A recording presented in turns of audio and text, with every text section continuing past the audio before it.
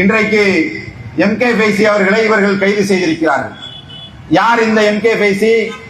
ஏதோ ஒரு சாதாரண அரசியல் கட்சியினுடைய தலைவரா, அல்லது எம்.கே. ஃபைசி அவர்களை கைது செய்ய வேண்டிய அளவிற்கு அமித்ஷாவும் பாஜகவும் அச்சப்பட வேண்டிய அவசியம் என்ன என்பதை இந்த சமூகமும் இங்கு வந்திருப்பவர்களும் தெளிவாக விளங்கிக் கொள்ள வேண்டும்.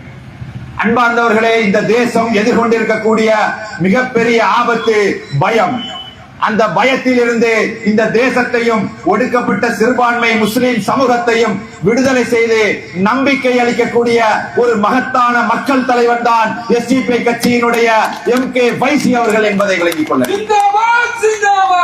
நாடு முழுவதும் சங்க பரிவார பாஜக பாசிச ஆட்சி அமைந்த நாளிலிருந்து அன்றிலிருந்து இன்று வரைக்கும் மாட்டுக்கறி சின்னான் என்றதற்காக மாட்டுக்கறியின் பெயரால் இந்தியாவினுடைய மூளை முடுக்குகளில் எல்லாம் கூட்டுப்படுகொலை, கும்பல் படுகொலை அடித்து நிகழ்த்தி அச்சப்படுத்தி கொண்டிருந்த இந்த சிறுபான்மை முஸ்லிம் சமூகத்திற்கு நீ நிமிர்ந்து நெல், மண்டியிடாது, கண்ணியமான மரணம் தான் மேல் என்று சொல்லி நம்பிக்கையூட்டிய மகத்தான தலைவர் இந்த எம்.கே. ஃபைசி.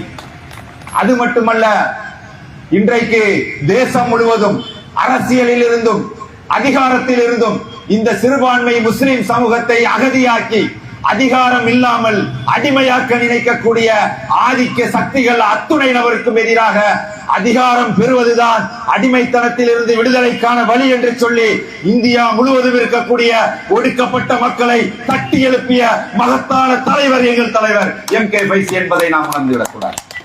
எனவே இப்படி ஒரு உணர்வுள்ள ஒரு சமூகத்தை அல்லது ஒடுக்கப்பட்ட ஒரு சிறுபான்மை சமூகத்திற்கு நம்பிக்கை அளிக்கக்கூடிய ஒரு தலைவரை அல்லது அதிகாரம் இல்லாமல் அடிமையாக்கக்கூடிய ஒரு செயல் திட்டத்திற்கு எம்.கே. ஃபைசி போன்ற தலைவர்கள் இருந்தால் இடையூறாக இருப்பார்கள். இந்த சிறுபான்மை முஸ்லிம் சமூகம் பாதுகாப்பாக சுகபோகமாக வாழும்.